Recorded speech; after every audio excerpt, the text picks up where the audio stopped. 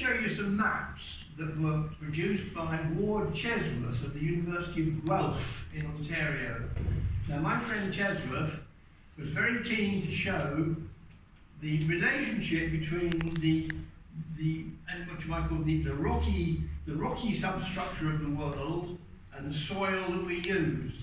He was quite keen, in fact, to move soil. He was all for taking large quantities of loess, taking it to places that were lacking in agricultural soil.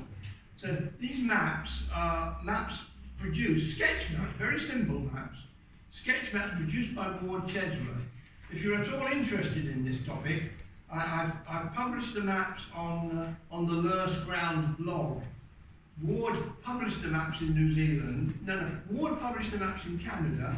I published the maps in New Zealand, and they're now available on the Loess ground blog. So that, I wouldn't say they're well known, but this is like a tribute to Ward Chesworth. Now, look, hard to imagine a simpler map than this. But even this is full of implications. Now, I've trimmed it a bit. We've lost New Zealand and Australia, and we've lost South America. But I can focus on this part here. Here we are in this fortunate region of Europe. Here is that fortunate region of North America. There is the fortunate region of China. We're looking basically at the world of Loess. Now look briefly, while we have the map up on board, have a quick look at Africa. Now, this is a big continent with a lot of people, but in terms of soil resources, it's lacking. There are basically no good soils in Africa, and this is a real problem. This entire continent. Ward wanted to, here's Ward Chesworth up here in Guelph. He wants to move rock material into Africa and use it to improve the soils. He was a bit of a visionary, but his projects were really a bit too ambitious. Here he is just having a quick look at geological action, because he wants to explain why the good soils are where they are. If we can appreciate why they're there, we can look and we can examine, we can study, we can find places where there are good soils. And with the world population increasing, we need more good soils. It's quite an important thing to do. We need to find these good soils. And you see, look here in Africa. Why no good soils in Africa? Because it lacked geological action. Why good soils here across this European land? Well, because there was geological action. We in North Europe and in North America, we benefited enormously, you see, from this area. Look at this great glacial area. All that glaciation provided the geological activity that provided the granular ground material. The ground materials are critical if you're going to have good soils. And if you've got enormous continental glaciers, you're going to get good soils. Over in China, over here, look, here's the Chinese Loess. Now this is basically from High Asia. There is a huge area, there are a lot of mountain glaciers.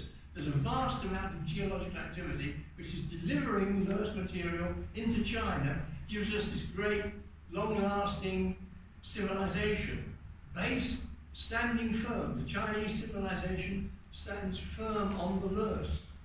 Now, look here, here's Europe, here's that great Loess belt here, which accounts for the development in Europe of civilization, of all the awful things that Europeans have done. And north of here, of course, is the glaciated region. It seems a shame, it seems a bit of a pity that Canada was totally covered by glaciers, more or less. But they've ground up the top of Canada and given it to the United States, which is a bit unreasonable. But when you look at the position of the continental glaciers, the position of the rivers, the drainage systems in the landscape, it's no surprise that here It's a large concentration of Loess. Here is enormous economic activity. And think here, think of Ukraine. Wonderful Loess soils feeding parts of Africa if they can get the ships in and out. Here, Africa, lacking, unlucky, unfortunate, lacking in the Loess here. No Loess in Africa, but probably an exaggeration. And if I didn't manage to include Australia, you see there's no Loess in Australia. But Australia is a giant continent, and people only live on the edges, but there is some soil development. So these three maps demonstrate, I think, as it were, why Loess is important, because Loess underpins economic and industrial development. But also, it's limited. We don't have that much Loess. This good country here in North Africa, North India, is down to, this is very much alluvium.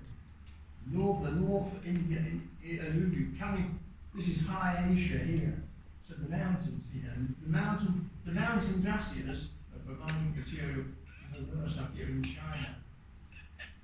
It's a relatively scarce resource. When you look at the entire world, you see the Loess resource is relatively thinly spread.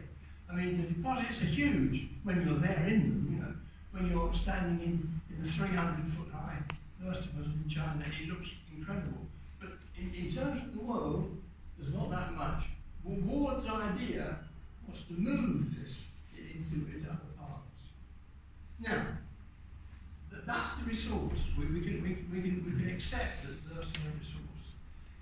A good soil only requires three things. It requires nutrients, soil structure, and water supply.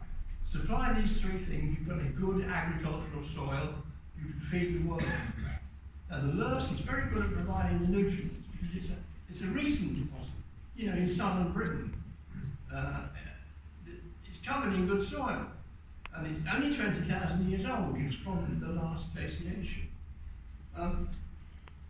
You do need to be able to break up the structure of the ground, give it a new structure, a new material structure. So you've got soil structure, the Loess is the right size and shape of particle, gives you the right packing, the right structure. Now, let me move on to some hazards. It seems to me that there is a well-developed sort of subset of academic activity relating to Loess as a hazard. And I can talk about it in two ways. There's either the hazard that the Loess provides to us, where if we build on Loess ground, there's a problem that the soil structure will collapse and the buildings will fail. But there is the other hazard that we provide, us, all of us, we provide a hazard to the Loess. The real hazard now is not so much houses falling down because they were built on Loess ground, but us damaging the Loess world.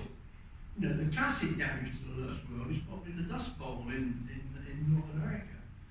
If we understand the Loess, if we know what we're doing, we're not going to repeat these terrible problems. Now let me just divert a bit there. Have a look at this. Look at it, look and appreciate.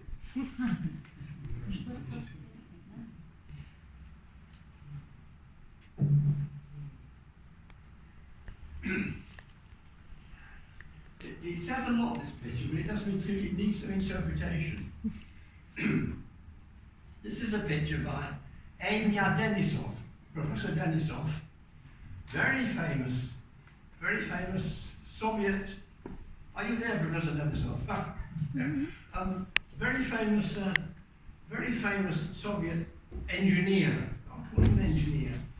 But after the war, the Soviet government wanted to develop agricultural potential in Central Asia.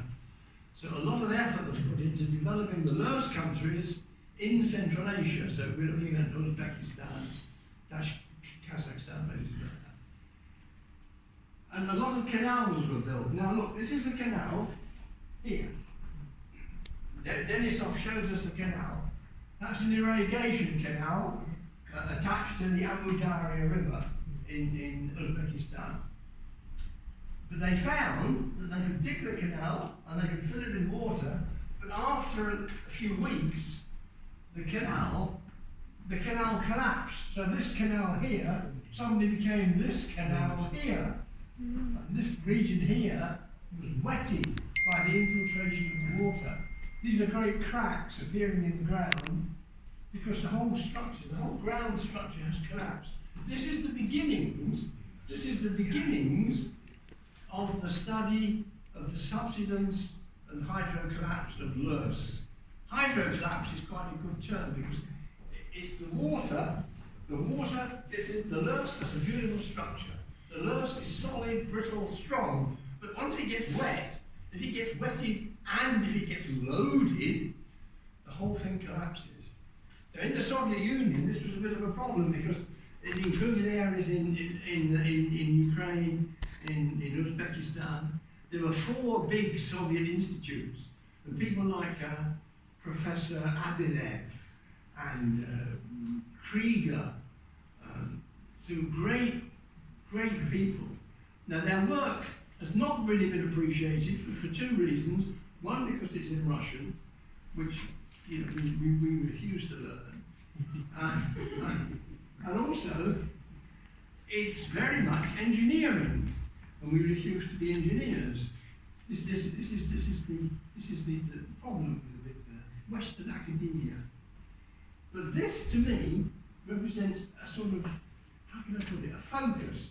It's an icon. It's an icon for the hazard of Loess affecting us. Now, the real hazard, I would argue, is us affecting Loess. Now, this is not such a famous diagram, but this is a diagram of the erosion event for wind erosion in the Loess soil. And I'm not going to delay or dawdle with it because look, here's the. Oh, sorry. Ooh. Oh, I was just thinking. I should have aimed with my walking stick. Here is the impact region. This is the sand grain being blown in. This is a sand grain, the saltating sand grain. You're in the middle. You're in the middle of a dry United States. The wind is blowing. The ground has been neglected to the extent that it's been ploughed up very thoughtlessly. But this sand grain is coming in, it's delivering energy to the ground, and there's enough energy in this sand grain to disrupt the bonds that hold the soil, the ground together. So all these particles are now kicked up. So there's a reasonable amount of energy is used to then project the sand grain back up. And then there's further energy lost consolidating the ground. This is an area, this little picture, crude though it is, suggests various areas where we should be concentrating some research. We ought to know more clearly what holds the sand grain, the Loess grains together.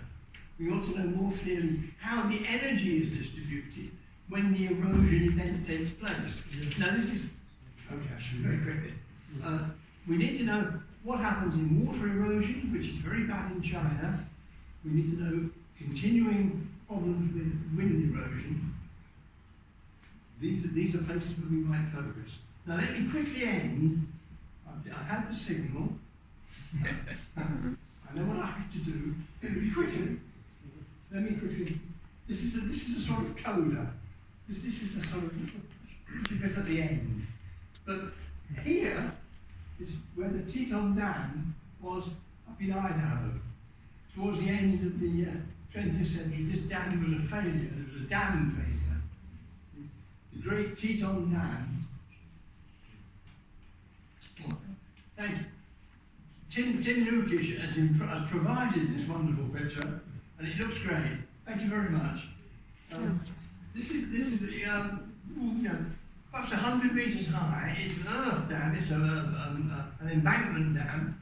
built by the US Corps of Engineers, who used to know how to build a dam. The trouble is, they built it out of Loess. Now, Loess is a complicated, difficult to understand, it's a complex material.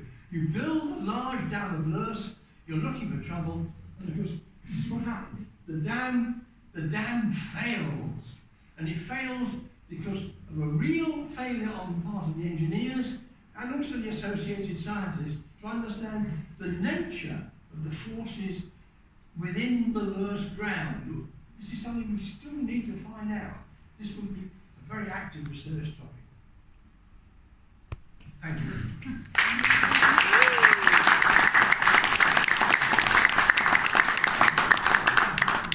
Time for just first thanks to Ian for, as usual, interesting presentation.